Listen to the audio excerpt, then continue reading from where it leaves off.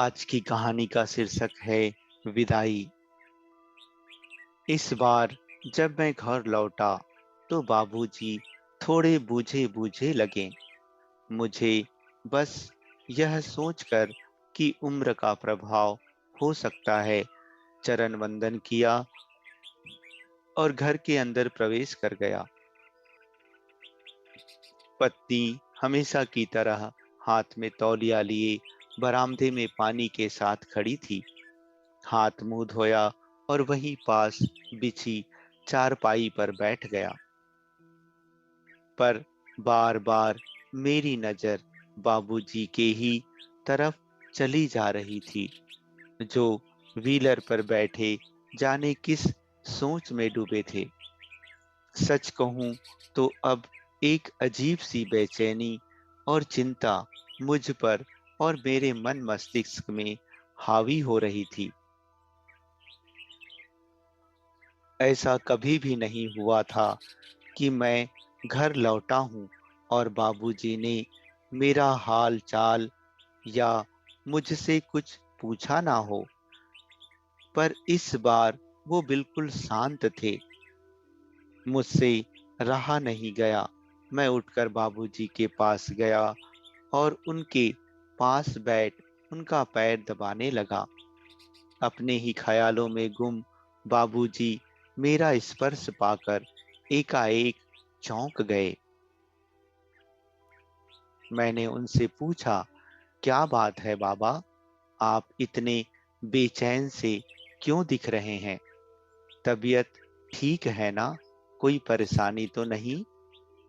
बाबूजी ने कहा, नहीं बेटा, कोई परेशानी की बात नहीं।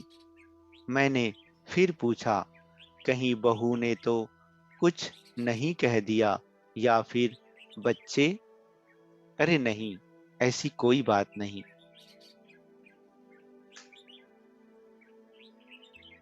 तो फिर आप इतने परेशान और मायूस क्यों हैं?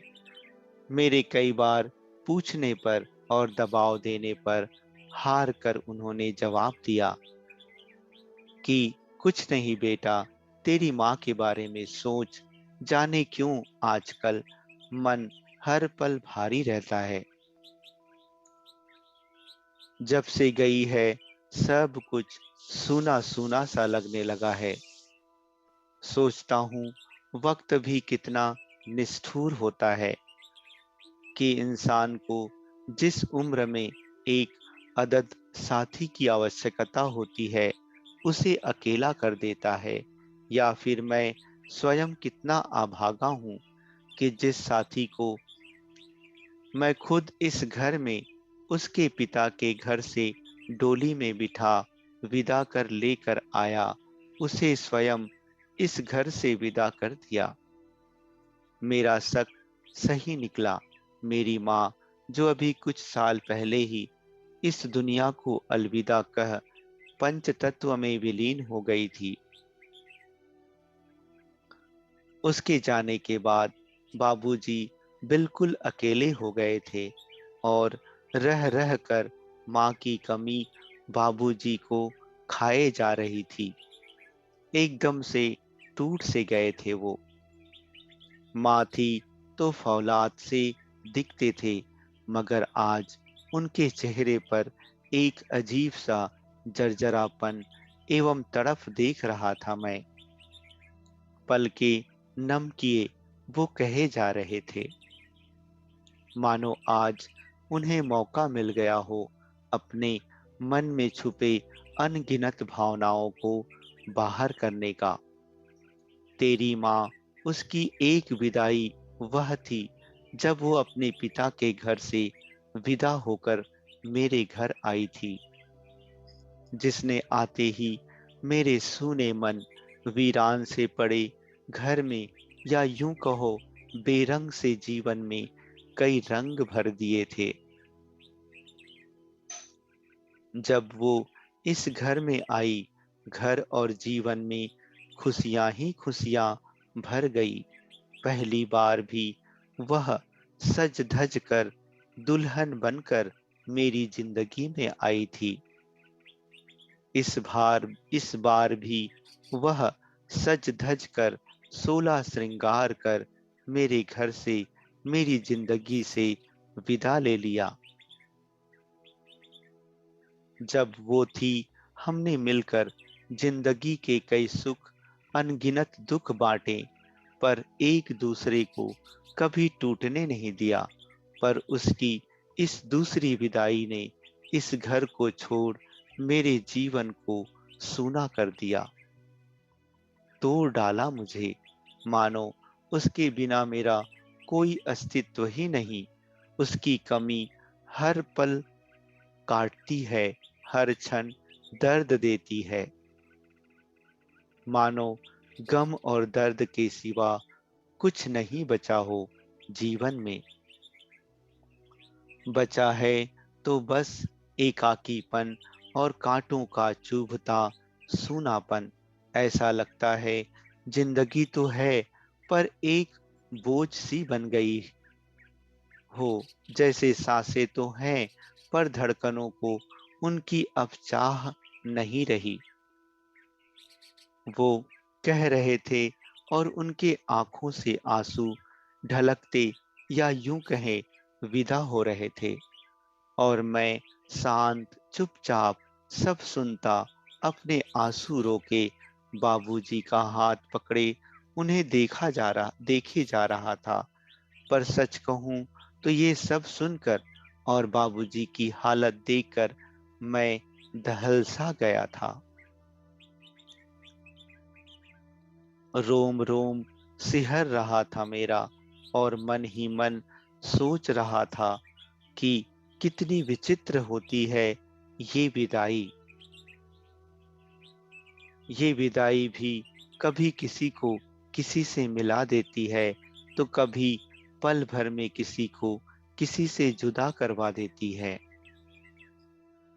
जो अभी है, जाने कब पलक झपकते ही सब कुछ छोड़ हमारी जिंदगी से विदा हो जाता है। कभी ना मिलने वाला एक अतीत छोड़कर, बचपन से लेकर जवानी तक, जवानी से लेकर बुढ़ापे तक, पता नहीं कितनी बार हमें विदाई शब्द से रूबरू होना पड़ता है। आज इस घर तो कल उस घर, अभी यहाँ तो दूसरे क्षण वहाँ, एक प्रदेश से दूसरे प्रदेश, एक शहर से दूसरे शहर। पर इन सब से ऊपर होती है अंतिम विदाई आत्मा की। जब वह दुल्हन बन चिता की अग्नि के फेरे लेते हुए चल पड़ती है परमात्मा के साथ, जिसके पीछे छूट जाते हैं जाने कितने रिश्ते नाते, अपने पराए, घर परिवार, रिश्तेदार, रोते बिलखते बच्चे, आंखों में आंसू लिए।